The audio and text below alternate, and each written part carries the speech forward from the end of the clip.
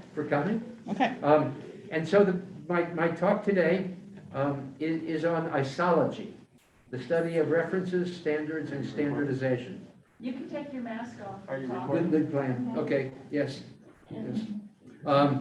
So isology is a new field, I said I'll open my recording. which I'm Somebody hoping can turn it to off. expand or explain. And the study of references, standards, and standardization, basically what I suggest is a new way of thinking about the whole world and all the parts of it. I believe it offers some amazing opportunities to do so. I'm going to hopefully provide some of them today, hopefully enough that people will be interested in pursuing it further.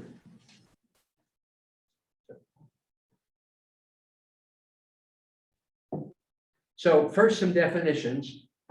A reference, I suggest, is axiomatic. Euler, a famous mathematician, early 1800s, noted that the only way to make a measurement was to relate it to a reference. All measurements were to a reference. And so with that basis, I suggest that references are axiomatic and a reference is required by Euler's point to make a comparison. And so moving up the ladder, a standard is a codified, meaning written down, formalized. It could be a model. Quantified, meaning it has some numerical justification or dimensions. Set of references imposed by a jurisdiction. And what we choose to call a public jurisdiction is our business, basically. We can say the US public jurisdiction is more important than the French public jurisdiction, and they can say the French public jurisdiction is more important than the US public jurisdiction. It's fine. It's just how society chooses to operate. And then a specification is a codified and quantified set of references imposed by a private jurisdiction. And again, Microsoft can say that this is a product which is their standard, meaning that it's a specification that they support or promote or something in that nature. And then to make the matter far more confusing, standardization is a process, not a thing or written or codified, but a process of, and it could be related to creating the standard, implementing the standard, or using the standard or specification.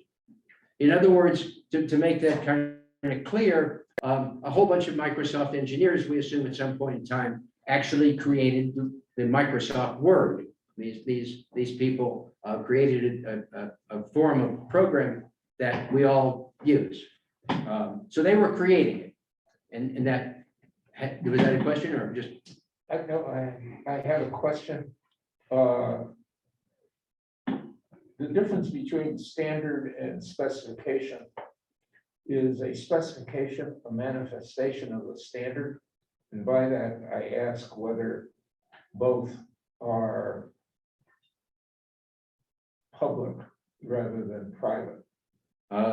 Certainly a legal question. And the answer is, I don't know enough about copyright law to be sure. So that is my way out of that question, is that I claim ignorance of the law, which is I understand in the law is no excuse. You can.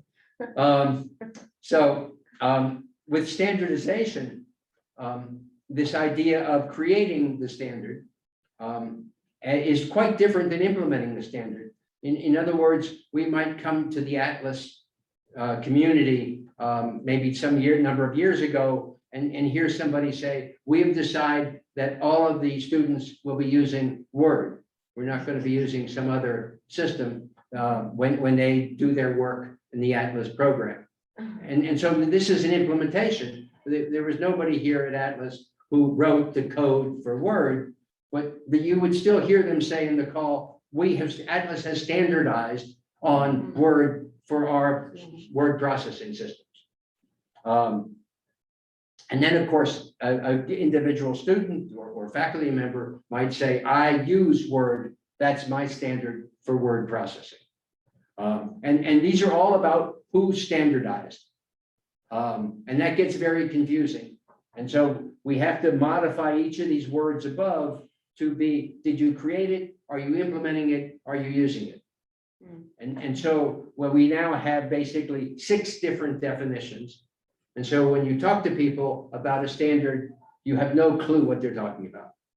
They could be way over from where you are, making the issue of communications very difficult, making the importance of this lecture very important, because we talk about things like what are the standards of effectiveness for a given vaccine.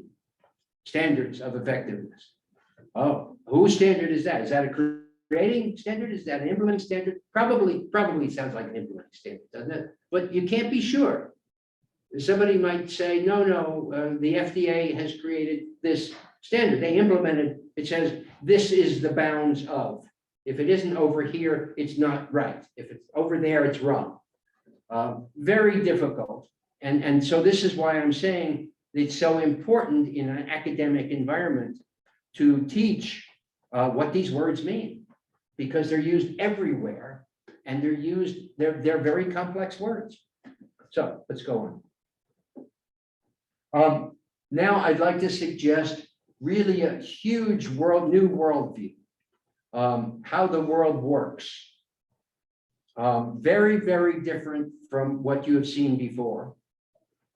People have talked about ages in the world, like the Stone Age and the Bronze Age and the Iron Age.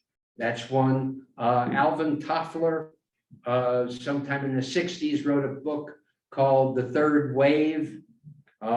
His waves were agriculture, manufacturing, and what he called information. And I'm using the term programming. And if you wanted to make it information, that you would not get a big argument from me. So there are 3 of them there.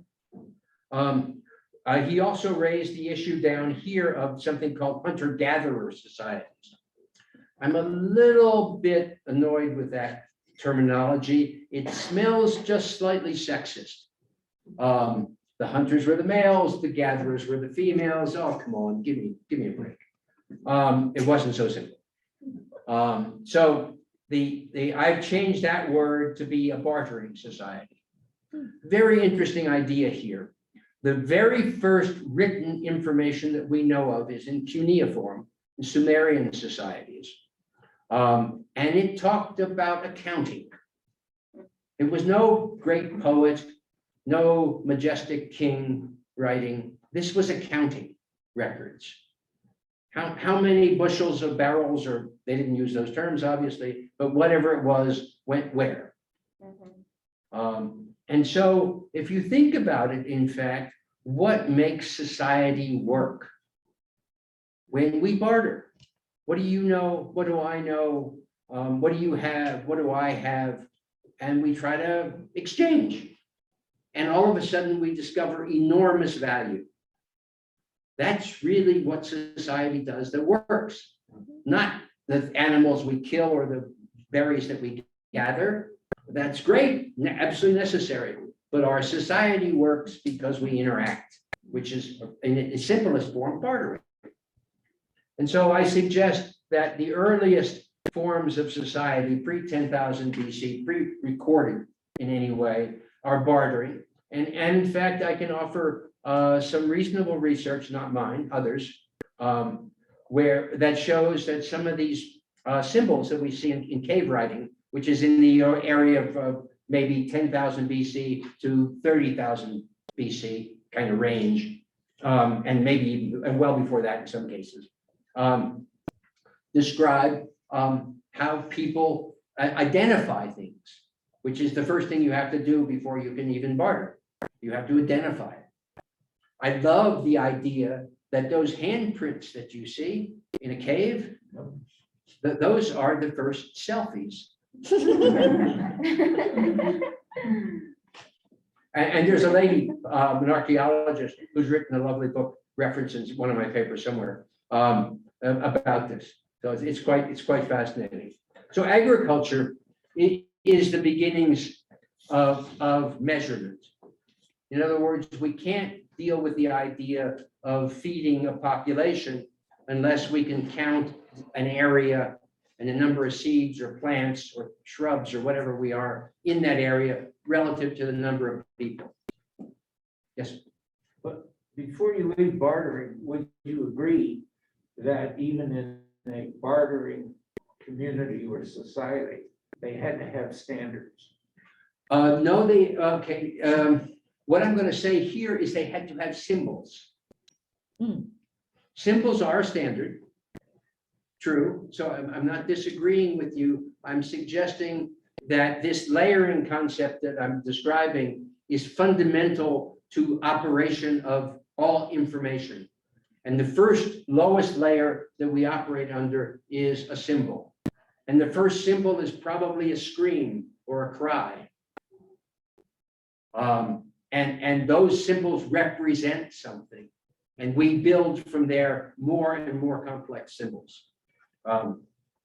And so we start with the symbols, and they are a standard in the sense they are a reference in this case. The reference not being codified or quantified, but it's only reference.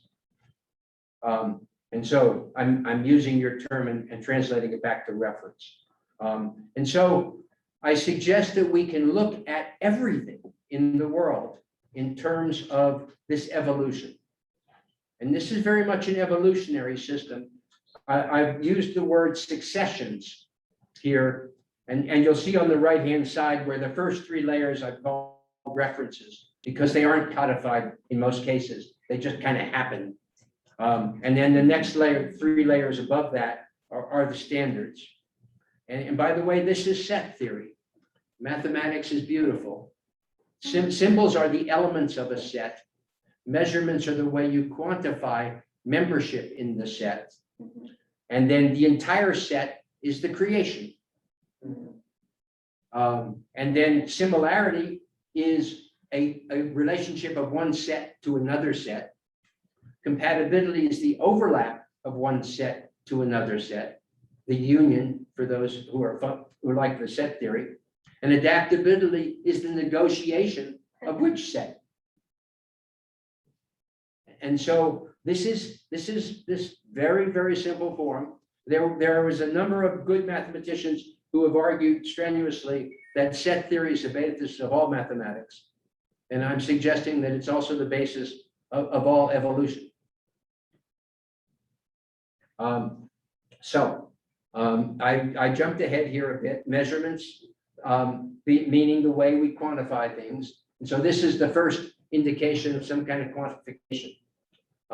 The earliest known forms of counting were actually piles of stones that people think were used to count to recognize that the number of animals that were being herded or kept in some way were the same when they came in and went out. And so one didn't count except with one fingers probably, but one put a little pile of stones and then moved them to another little pile of stones as each animal went by. And so, again, measurements allow you to have an agrarian society. Agrarian meaning that you have a way of maintaining the life, the food necessary for that society to survive. And then creations, interestingly enough, are quite fascinating because around 3000 BCE, if you think about it, the Greeks wrote of the 7 wonders of the world. They were all, every one of them, manifestations of human creations. They were something that had to be planned out, drawn in the sand, I don't know, before you built it. And imagine the recognition, oh my God, I can actually plan something that occurs in the future. Again, the magic of making the choice that occurs into the future. that creates, this is how the future is going to be. That's magic. That's magic. And it was recognized as magic. And the people who had that power, the kings, whatever, were the magicians, were the leaders. And so with similarity now, we arrive at the manufacturing revolution. Making things similar is called manufacturing. Replication. Replication, exactly. We like replication because it's efficient. Yeah. We can learn to make it all the same, and so forth and so on. It starts in 1400. You can literally go to, and I recommend it because it's great fun, to the Arsenal in Venice, Italy, and you will see in one room on the floor a carved shape of a rib of a boat. And it's there. And if you were in that room in 1400, each of the ribs that you carved would have to meet that shape. Now, this was so amazingly powerful that first off, this is the reason the Medicis were Medicis. They're in the most wealthy family in the world, were successful because they could control trade in the Mediterranean. And they could control trade in the Mediterranean because they could make a galley a week. Human beings were not really a pacing item in this civilization. So whether they lived or died was not a big deal. And living and dying in the 1400s, given Black Death and a few other activities, was kind of chancy. And so whether you died one way or another way was not exactly a big deal. So the Medicis, the controlling item was the number of galleys you had. And you had some galleys which were armed, which protected the other galleys which carried trade. And again, trade is how you get value. And the more you control the trade, the more value you get. Very simple. So there in the 1400s was the beginning of manufacturing. And to make this kind of point clear, in Corsica, which is a similar latitude, they would build a galley on the Mediterranean, same sea, one a year.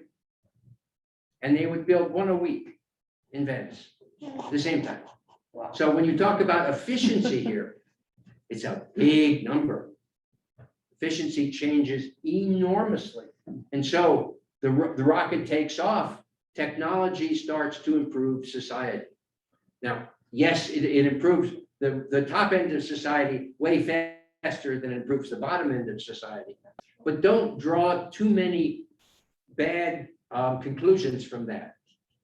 A thing I like to point out is that at the end of the 19th century, 120 odd years ago, 5% of the world's population lived above subsistence. At the end, 100 years later, at the end of the 20th century, 20 odd years ago, 20 to 25% of the world's population, which is much bigger, lives above subsistence. 4 or 5 times as many. That's due to technology. That's due to technology. Don't knock it. So with compatibility, we have the beginnings of the network age. And this has been called the information age, so forth. I date it to 1800. It was the late 1700s that some King George, I think, decided that the standard rail size was what we now call 4 feet, 8.5 inches. That's compatibility. Your trains have to run on these tracks. Wow. That's the first network compatibility standard. Also standardization? No, standardization goes way back. Goes way back. Interestingly enough, if you'd like to make the argument that I like to make, which is that standardization is amazingly important, could it be that the rise of the West in civilization versus the rise in the East emerges with the beginnings of the Royal Society, who gathered together the smartest people of the time to try to understand stuff, And their understandings became how people understood, what iron was made out of, or what a microscope did, or all kinds of very, very basic things, which began to move into actual standards. They had a very interesting relationship. They were supported by the government, the king. They were the Royal Society, which is to say the king had approved of that society. So government approved, but independently run. Oh, that sounds like a standards organization. Government approved, but independently run. On technical grounds, run on technical grounds with government approval. A major, major change that I have not yet found equivalent in let's say, the Chinese society, which was far more advanced technically by the 1300s or 1400s than the European society. And then the European society went, and I suggest it's because they conjured up the concept of standards, kind of by accident, kind of by evolution, but they did. So yes, maybe so. Now we talk about, and I've used the word, the name number 2000, year 2000 for programming. Obviously, programmable computers go back to the 40s, early 50s. But the idea of them becoming both ubiquitous and interactive with our internet. So 2000, as I looked through the history books, was the first time that a smartphone, which wasn't called a smartphone at that time, was connected to the internet. So I had the programming of the internet connected to the programming of the smartphone, and all of a sudden my worldview could go crazy, and I could have conversations with people all over the place. And that's what we're doing here as a form of trade. It's information trade. But now we've done it instantly, without all the physical, we call it virtual, but without all the physical accoutrements that we had for bartering, for agriculture, for galley making, et cetera, et cetera.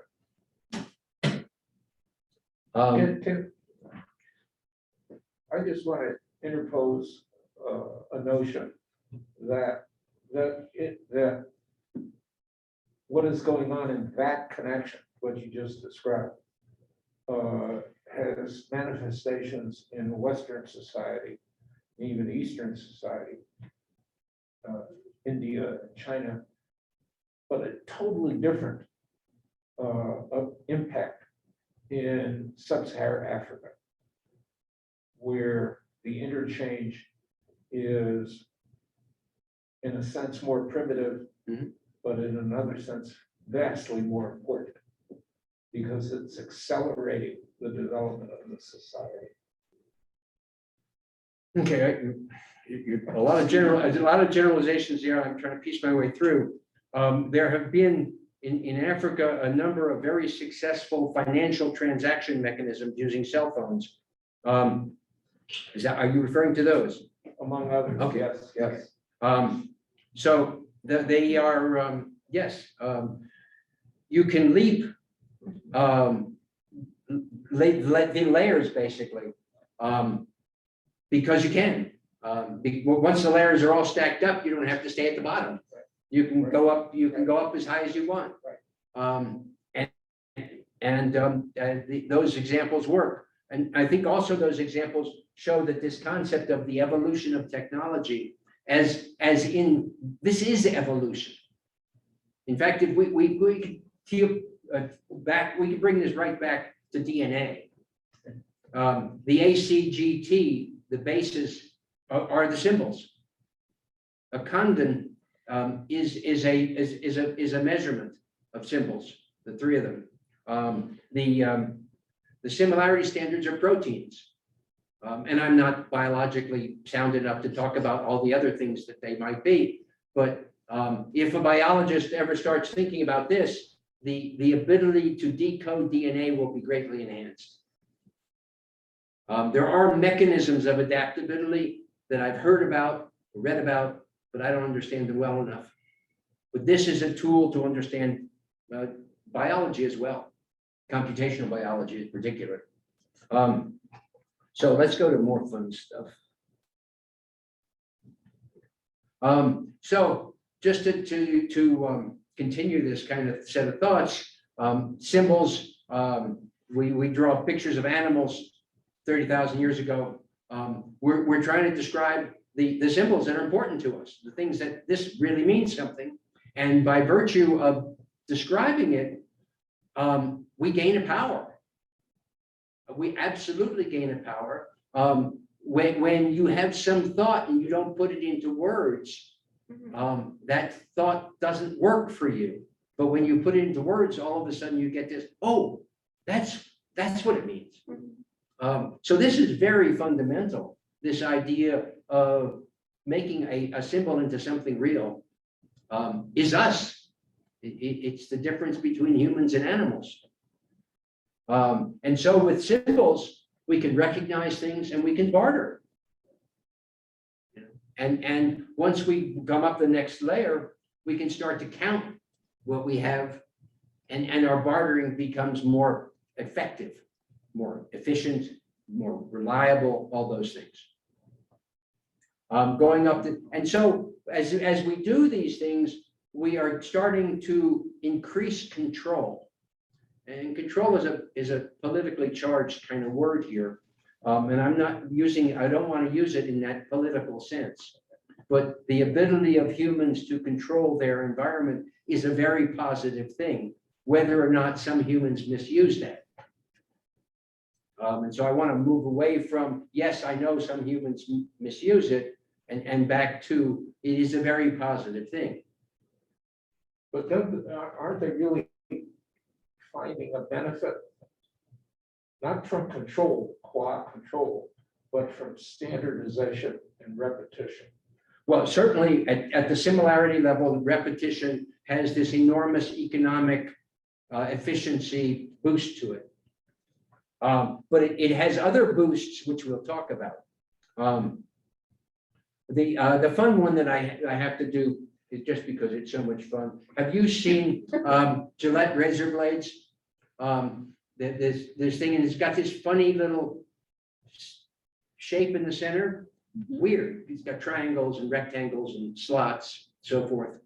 So I've done some research on that, not as much as one should, but enough to be dangerous. So the original patent by Gillette does not show that shape. It shows a center hole and two little notches. Right. And the purpose of the center hole was there was a little thumb screw that clamped down so the blade was held in the razor. And so the idea, which is talked about now in business school, is that you give away the razor and sell the blade. And that's considered to be very smart marketing. But now think about that for a second. If you give away the razor and sell the blade, aren't other people going to sell blades cheaper for your razor? Yeah. They wouldn't, it seems reasonable to me. Yeah. That you would do that. That's exactly what happened. And actually, I've actually found the ads which say from XYZ company, our blades, and down at the bottom it says compatible with Gillette razors. Yeah. And so Mr. Gillette, who was a hardworking guy, decided that he would change the shape of the next razor he made and introduce a new thing. And so he had a different hole somewhere. But they copied that one. And of course, it wasn't hard to copy. So that came once you were making the blades, you could copy the changes in the razor pretty fast. So Mr. Gillette, smart man, decided that he would take the next step, and he tried to patent the shape which was his. Our legal experts can discuss whether such shapes are patentable, but the patent office did not think so. Not then, but now. It- Design patents are relatively. Right, an interesting issue. Yes, one of my major points would be that the patent office does not understand this model that we're talking about. So then, but patents didn't work. So then he tried to trademark it. But and we have this documentation because there was, here's my submission of the form and here's the response back. And so they looked at his shape and said, no, you can't trademark that. So it got more complicated until he got a trademark on the shape. Now, the amazing thing is, you can go to a very expensive business school, maybe even one at CU, and hear this story, and they will not understand the fact that patents, that standards were absolutely relative to the success of Mr. Gillette's razor. They will totally ignore that and say, see, you just have to give away the blades and the razors and sell the blades, which is totally untrue. You have to have a means of control. You have to have a product that people want, which is to say there's a market. So you have product, market, and means of control. Then you have a company. All three. And standards are, or specifications, depending upon how you want to think about it, are always the means of control. And you'll, if you're in the venture capital business, you'll hear venture capitalists totally oblivious to the fact that they're looking for products and markets, and they have no clue that you need a means of control. If you don't have means of control, you can still have a product in the market, you just can't make money. The market goes to the lowest common denominator, no profit. Or the cheapest manufacturer, Bangladesh or somewhere, right? So this idea that these things are so significant and so not understood is amazing. So let's move on. I've used this term similarity and compatibility, and it is very confusing terms. And so when I say similarity, I mean plug 1 and plug 2 are similar. I also mean socket 1 and socket 2 are similar. But I don't see really much similarity between plug 1 and socket 1. But there is a relationship which we call compatibility. And this occurs totally at the level of software code. The transmitter transmits certain codes. Does the receiver receive them? Is the receiver compatible? And then that goes on throughout systems. And we'll talk about for a moment later on how the internet took advantage of this kind of concept. So moving on to another important area of this concept, the economics of standards. So similarity creates efficiency. And now here, my apologies, I'm using the word standards pretty badly. I'm really thinking about references, I'm thinking about specifications, all of the above. But similarity of references, of standards, of specifications creates efficiency. We got that. It absolutely does in all cases. Compatibility now, in the economist terms, creates network effects. In other words, Alexander Graham Bell sold his very first telephone to 2 people, a doctor and a pharmacist. So the doctor could send the medical information, which we would now call a prescription, to the pharmacist. So if you were a doctor or a pharmacist who was going to buy the next Bell telephone, would you buy it compatible with those 2, or would you buy it different? No question. It had to be compatible. It wouldn't work otherwise. And so that's called in economics network effects. The more people who are on the network, the more people want to be on the network. Okay, but now you see the problem. The more people who want to be on the network, the more people are on the network. These systems go to a limit. They go, poof, and we now have great problems. Restraint of trade. We have political issues. The networks, by the way, don't have to be computers and communications. Newspapers were networks many years ago. And if a newspaper had the largest circulation, that was the newspaper that you were most interested in, because all your friends read it, so forth. It had network effects. When we talked about the railroads and the railroad sizes, 4 feet 8.5 inches wasn't accidental. It was the most common size.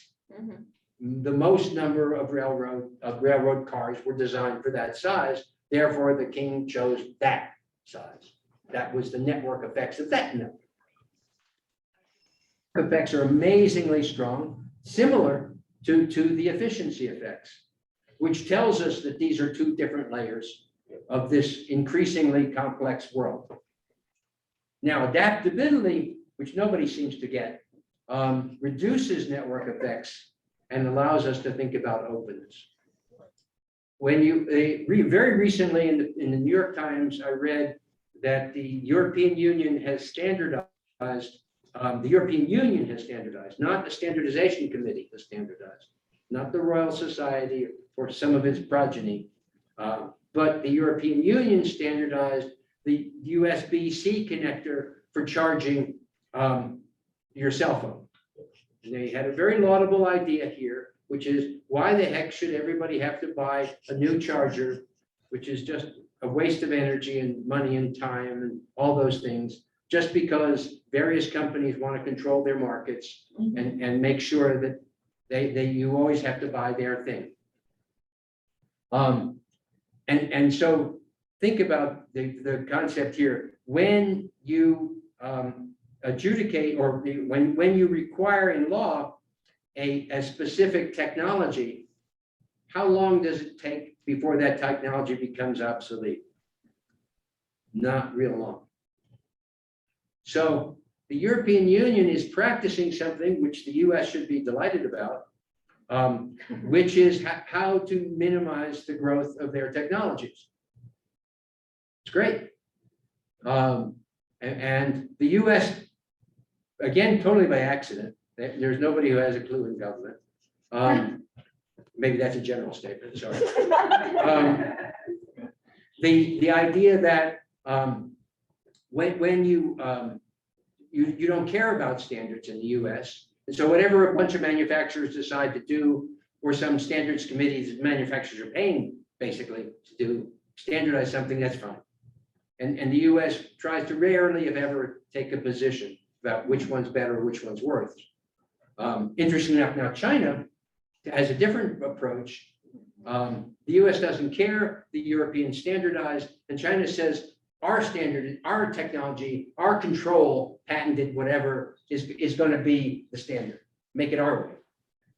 So China's approach is make it our way, the US approach is we don't care, and the European approach is we're going to standardize stuff so that it becomes, our systems become obsolete. Travel around Europe with your AC plug and tell me that systems don't become obsolete. So standards are the basis of major political decisions. And even deeper than that, a philosophy of thinking about it that the politicians have no clue over. But they didn't take this course, and they don't get it. This is a new way of thinking about the world. This is the same as in Newton's time, the late 1700s, and he's thinking about all these different, in his case, planets move around in ways that I can understand. There's this concept of force and concept of energy, concept of matter, inertia. It all starts to make sense. It's going to take more than just Newton's time, but it all starts to make sense. And that's where we're at here. That's what we're talking about. All starts to make sense. But doesn't standardization, after a while, limit imagination? Not if you deal with adaptability. And yet, thank you very much for making this point for me. The idea here is everybody, including the European Union, thinks that way. I've just had a number of emails back and forth about the USB-C interface, laughing to my pointing a little bit, poking my colleagues in Europe about who are active in studying standardization. that what Europe is doing is helping them, being less competitive in new technologies. And so the idea that, and all my colleagues are basically saying, well, that's what standards do. That's how they work. Think about this for a second. When you have a programmable processor with memory that's basically free, or infinitesimal cost, it can do whatever it wants to the other side as long as they agree. You don't have to standardize anything, except how do you agree? In other words, if I call you and you answer the phone and you say mushy mushy, then I know that I have to do something different. You did not tell me anything that you wanted to tell me. I did not tell you anything I wanted to tell you. We were just establishing communications, and we had to have a mechanism to say, which language are we going to speak? And so I call these etiquettes. My favorite analogy I've used before is you walk across campus and you're walking across one of these big fields, and coming towards you from the other side is someone that you recognize. And you go through a little process here, the etiquette process. I recognize that person. I wonder if they recognize me. Oh, I think they do recognize me. I wonder if I should speak to them. Is it appropriate to say hi, or are they really involved in something maybe I shouldn't? And that process is going on these two processes, you can see them spinning. And then, there could be a hi, there could be a how are you? And there could be a did you know? And we could get into data. We can actually transfer data. But all that other stuff is the etiquette, is how we decide to communicate. And so we can do this with standards perfectly well. Works just fine. Now that we have programmable things, we can say, I do it this way, you do it that way. We've got a magnetic field coming out of a box. We modulate that magnetic field. The other end of the box receives that modulation and says, oh, you do this kind of, you're 50 hertz, you're 60 hertz, I don't know, all kinds of stuff. And then they eventually decide what to do. And whatever they do, I don't care. Whoever the customer buys it, is it the cheapest? Is it the fastest? They have other views of why they buy it. But there is a mechanism to communicate back and forth, which I use the term etiquette, that goes along before you actually pass the power. And that's how, yes, please. I think, where would you place open source, like in the aspect of you were talking about like the standards, adaptability? Okay, so open source is, if you will, the program that runs in a processor. And so it's, in that sense, it's a thing, it's a process. And so the openness of it, basically, I'm going to talk about in the lecture on Thursday. Okay, because openness is a political term. You may not know that, but I'm hopefully going to explain it. That what you think is open and what I think is open may well be very different. Very different. I'm an engineer. How do I make money? Well, these days it's easy, but one time it was harder. One time it was harder. So yeah, I made money by creating stuff that was new, different, some way better maybe. That was the only way I made money. And so if somebody comes along and says, the stuff you create, that's free, that might not be my favorite idea. I mean, it's lovely. I want all the world to be happy, but not on my nickel. So what somebody says is open, and so when people talk about open, and now we get to the legal issues, which form of open did you check the box? A lot of different forms, and they have a lot of subtle differences. There are different attributes, like there is for creative, when it's open source, like there are different attributes when we like leave it open. Right. And now I make it worse, make the problem worse, because when people talk about open source, that's half of the issue. Mm. The other half is open standards, which is this, you got this processor here, but if there's nothing that it connects to, it's just a nothing. Mm. It's Yeah, just usually there, it's connected There's to a some hardware standards. somewhere. somewhere there. Mm. Yes, so there is not only open source, but there's also open standards. And again, we'll talk about that more on Thursday. Okay. But yes, it's the right thing to say, absolutely. So you can talk, when you think about the world in this model shape, you can start thinking about, I can make things more open than they were before. I can negotiate. You may not get free.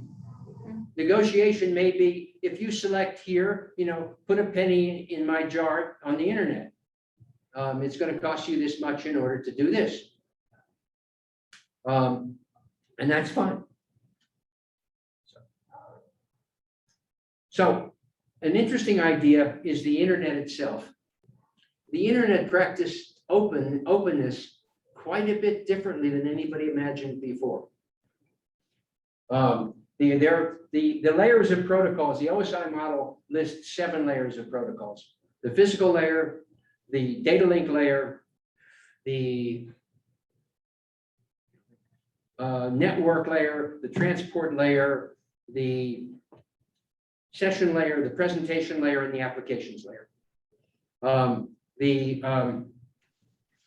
The internet only uses 5 layers. Electronics was expensive, programming was hard, and making it simpler was a good idea. So the people who created the internet said, we're going to stick whatever is called session and presentation into the application. And that's where they go. And that's what drives us crazy to this day. Session layer is where you do security. So you can't tell who is what because there's no session layer. It's in the application. And presentation layer is where you do voice coding, video coding, and so we get into the why isn't this working with that kind of stuff. And that's because hardware was hard and software was difficult, and the internet was created in the 80s. And now we wouldn't do that. We would do all 7 layers. Although I've had this conversation with Vint, and he doesn't want to hear it. I was right. Okay.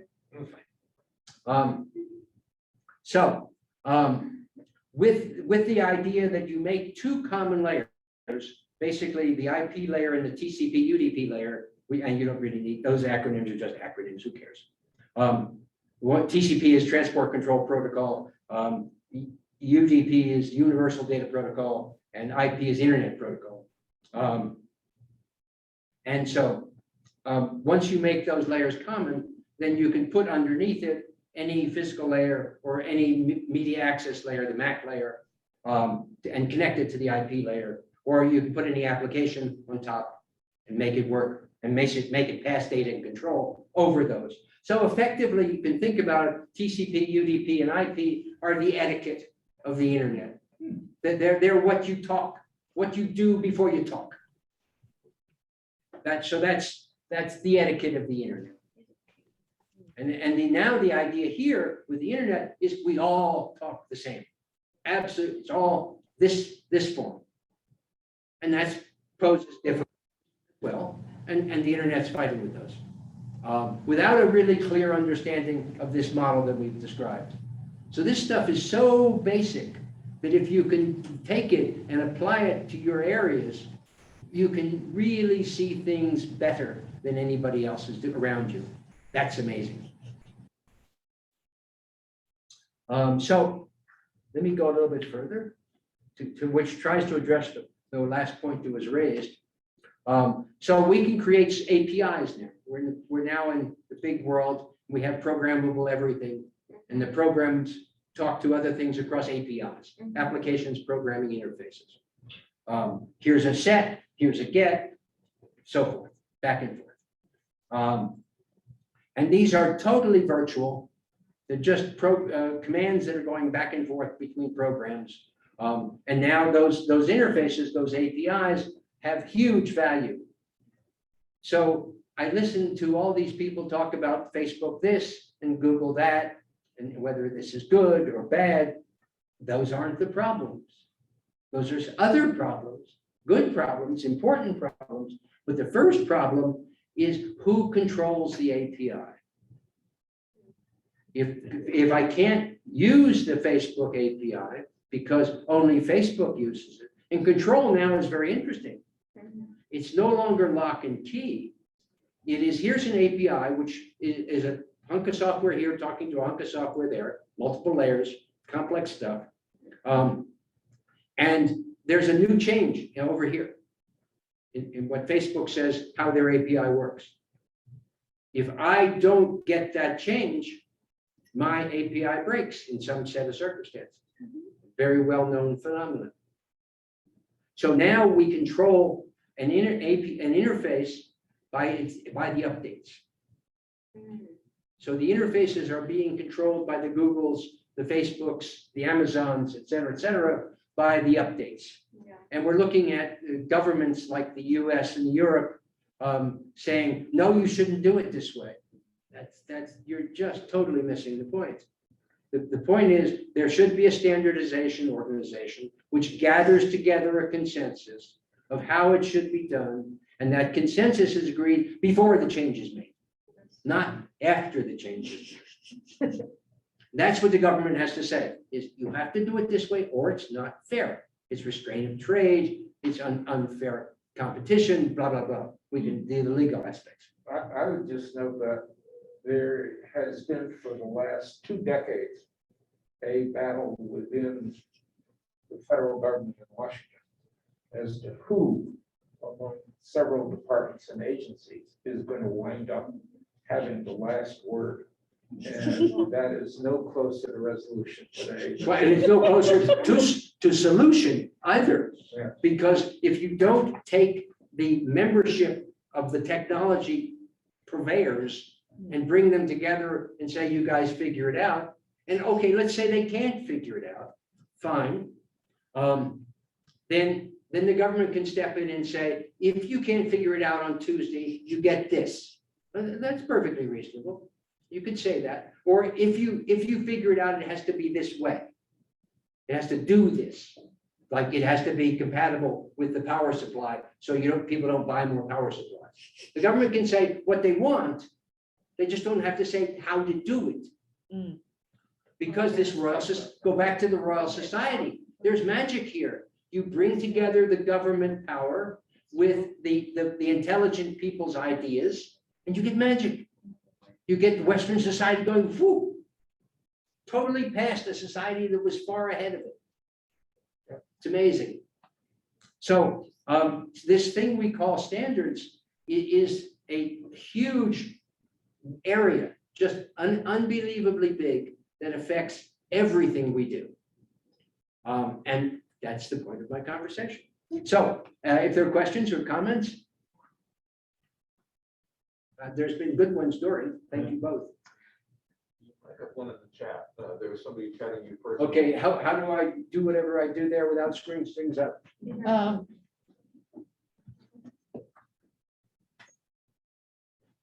Or Joanne can unmute herself and ask questions.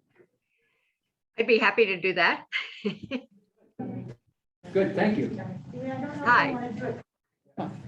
So back on your definitions at the very beginning about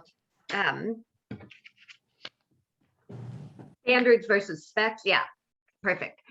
I was trying to figure out whether you considered ANSI and ISO and things like that. Do you consider them as setting standards or specs? Oh, standards, definitely. Because I would say that they're not a public jurisdiction because they're not governmental. They're non-governmental. They're private in that sense. So you're cutting a line differently. Okay. No, I was very cautious here. I used the word public and I did not use the word government. Okay, got it. And where I take the government to be a subset of public. Okay. And your point, The ISO definition of standards, which you can go on the web and pull up very quickly, is quite different from what I've defined it here. Yeah, And that does not suggest to me that I have the weaker view. does not suggest what? That I have the weaker view. Yeah, okay. Are there, like, do you have some cons for standards? Like if we have to, for example, it just comes to my mind, sustainability standards in HCI. So are there cons to standards, or standards are always good? Oh, no, standards are the best solution that this group of people can come up with at that moment. So they are very much an opinion, an idea, a conception. At the physical layer, there's math. There's lots of math. So I had the most fun at the physical layer. But as you go up the ladder here of higher standards, the OSI ladder now thinking of, then the standards become much more conceptual, much more, what do you think? What do I think? And the amazing thing that I like to point out about these groups, I've spent a good part of my life in them, is that there are amazing number of people who are altruistic. Altruism is a curse word to economists. There is no such thing. And in fact, there is. I absolutely see it. And amazing to me that many of the people who are in the hundreds of different standards committees that I've been involved with operate altruistically most of the time. Jill, you've got a comment. I just wanted to make There's sure you yeah, that Frank, was raising right? his hand. Who's raising? Frank, you can unmute Oh, yourself. Frank, we unmute. Hi, the question I'd ask Ken is when you come to the control of content, the kind of issues that Facebook is facing, where do you wind up defining, for example, what's pornography or what's acceptable, what's not acceptable, what level, and how do you wind up getting some kind of an agreement for some standardization in that area? As the level you go to in this standards stack becomes higher, obviously it's more political, more emotional, more human, and less technical. As I said, at the physical layer, I can usually describe many things mathematically. And as I go up the MAC layer, media access layer, I can describe some things mathematically. And after that, it's, okay, what do you think we should do? It no longer has that rigor to it. And so as we go up, the rigor is going away and we become political. And I can't offer anything there except for the fact that you bring together a group of people and they figure it out after a while or not. That's the problem that finally, because of Facebook in part, this is going to be facing over the next 2, 4, and 6 years. And one of the problems there that most people do not realize is that the subject matter is still very tightly controlled by the Department of Defense through DNI, the Director of National Intelligence, because many of the most important advances are being directed within the DNI community and not within the civilian community. Well, that response has a lot of layers. The difficulty, what I'm suggesting is not that I can solve these very difficult problems, which I have no capability to solve, only that if we solve some of the ones underneath those, how to standardize APIs so that everybody gets a fair shot at using them, that would help to deal with the higher layers. Solve any problems, I don't know, that's beyond me. But without understanding how to open up the lower layers of the system, then the problems at the higher layers tend to get mixed up. And sometimes you're talking about opening why aren't these people getting access instead of those people? And other times you're talking about, well, what's pornography? Is his pornography my pornography, et cetera, et cetera. So- We're almost out of time, but I got one burning question, and it relates to something that Herb asked earlier. So you talk about compatibility, and we know that firms like Microsoft have to maintain backward compatibility of their products. They can't just change what their products do so that they're not compatible with previous versions. And so so how do they make those decisions? And to what extent do the requirements to maintain backward compatibility limit their ability to do stuff that wasn't possible under previous standards? Yes. Huge problem in all the corporations, and drives me crazy because they love to change the user interface.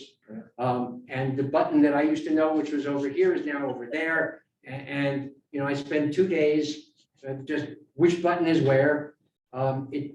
So because this isn't taught, there is nobody who thinks about UIs in terms of how important is the last version.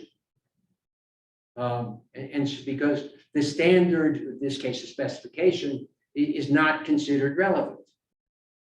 And so if I can put the button here and that makes it more logical as I see it, then I put the button there. But isn't the difficulty that when they start out building these products, they can't anticipate how sophisticated Absolutely. it's going to be? Right. So they make some arbitrary decisions. Absolutely. And 5 years later, they realize they're all screwed up. So either they gotta stick with what there was or change everything and confuse everybody again. Well, I suggest that there are probably smart people who could think about how to organize structures, what we're talking about here, in ways that they evolve and don't disrupt. That would be good. We're talking about structures that evolve, don't erupt. They just change. And they're very dogmatic, and we have it all over the place. By the way, there's been a big effort in the US and other parts of the world to talk about data types in archival form. And I submit the mathematics is totally trivial. You cannot do archival form math of data without adaptability mechanisms. Period. And there is nobody thinking about adaptability mechanisms in archival data types. They're saying, oh, we're going to do it this way, standardize that. Oh, good. I'm sure that'll be the same for 100 years. Yeah. So yes, what I'm offering to each of you who are new in your career is a huge new area that you know more about than almost everybody you meet. It's amazing. You can take this in any damn direction. It is fundamental to life. It's everywhere. And if you know it better than everybody else, you will have some very good ideas. Occasionally, they will be successful. Thank All you. right, let's stop there. It's on that note. But if you're intrigued, come back Thursday, same time, same back channel for part 2 on open. Open standards. Yes. Yes. Which is just going to be a deeper dive into the same subject. Thank you. Thank you. Thank you.